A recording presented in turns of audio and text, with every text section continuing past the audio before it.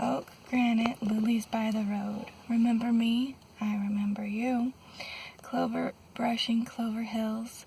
Remember me? Sister child grown tall. Remember me? I remember you. So, that's one of my favorite parts of this book. And just in general, I wanted to talk about this book because I've kind of been thinking a little bit about what that poem / song, I guess, talks about. Because I just barely reread this again for I don't even know how many times. So I've just been thinking about books that are like close friends and how this one is one of those for me. I've had this book basically as long as I can remember. I do not remember the first time I read it. If you look at my copy, you can probably see it's a little worn out. It's very well read. I've had it for years and years. In fact, if you look in like that shine there, you can even see that someone at one point wrote something, probably not intending to, but the book was underneath and it left an imprint, and that's been there for years too.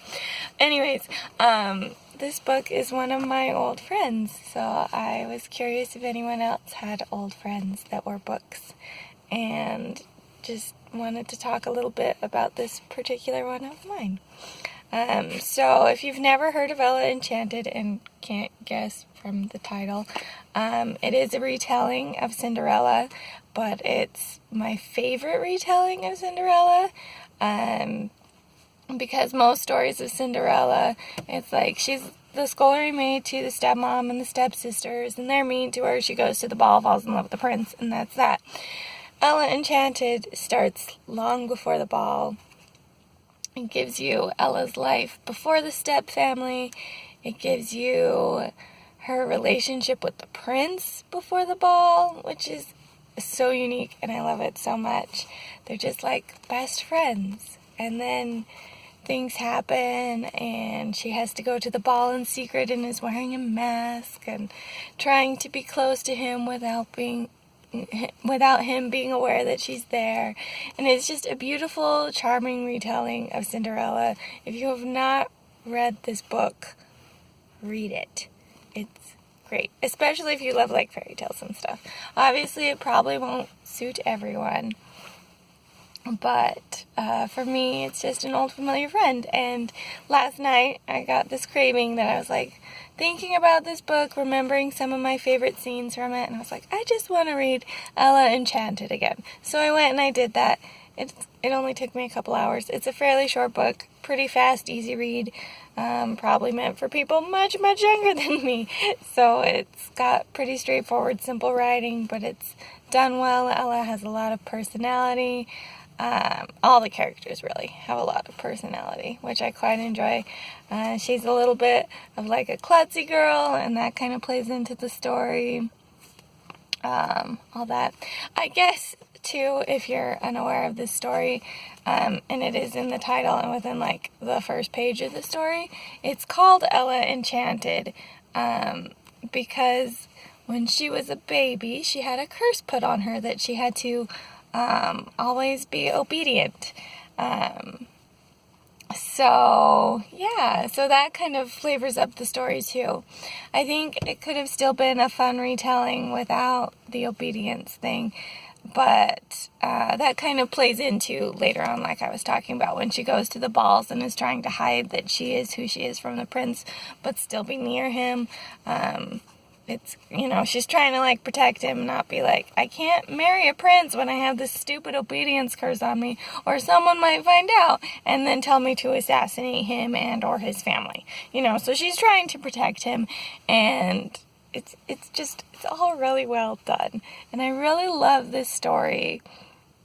It's by far my favorite retelling of Cinderella, possibly even one of my favorite fairy tale retellings, just period, hands down. I feel like a lot of the stories just kind of rerun through the same sort of thing, and like, here's my slight spin on it, but it's still basically the same story, But I feel like Ella Enchanted, even without the Cinderella elements, would have been a really good story and really well done. And just the fact that it goes into the Cinderella thing as a retelling it's just fun. So, since this is one of my favorite books, I figured that we can talk about even some of my favorite bits of it, perhaps. Since we're here and I've kind of already spoiled some things potentially. If you don't know the Cinderella story and or would have wanted to be surprised about, like, her obedience or whatever. So, here's one of my favorite scenes. Sometimes, as an old familiar friend kind of feeling, without even reading the whole book, I'll just go and read this slight little bit. For context, her father has just put her at a dinner with a duke or an earl or something that he's trying to get her set up with to marry, and he didn't poison her food. That's the wrong word. He enchanted her food, basically. Gave her some enchanted mushrooms to make her fall in love with this earl. Anyways, so my favorite scene, pretty much, from the whole book. I fell asleep telling myself stories in which I was the heroine and Edmund the hero.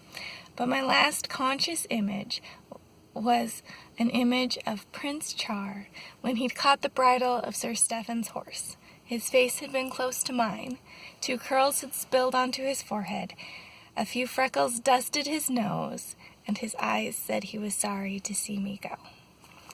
It's so cute! It's so cute. Even with these silly enchanted mushrooms, which, I mean, their magic doesn't last forever anyways, but even when she's still in the grips of those, she falls asleep thinking of Char, and the whole book is full of cute little touches like that are just like, oh, they're just such good best friends, and you just want them to be together because they have such a good friendship on top of the romance or before the romance, however that works. I mean, they are best friends before the romance, but it's just beautiful. I just love this book. So I highly recommend it for everyone to read if you have not read it. I could probably gush on and on some more about it, but I just wanted to talk a little bit about it being my familiar friend, ask if anybody else had any familiar friends in books, all that fun stuff. Leave in the comments if you've got any familiar friends that you'd recommend that I read. And I think that's all I've got for right now. So thank you for listening to me babble and rant about one of my favorite books. And this is the Umlaut Heartbreak signing out.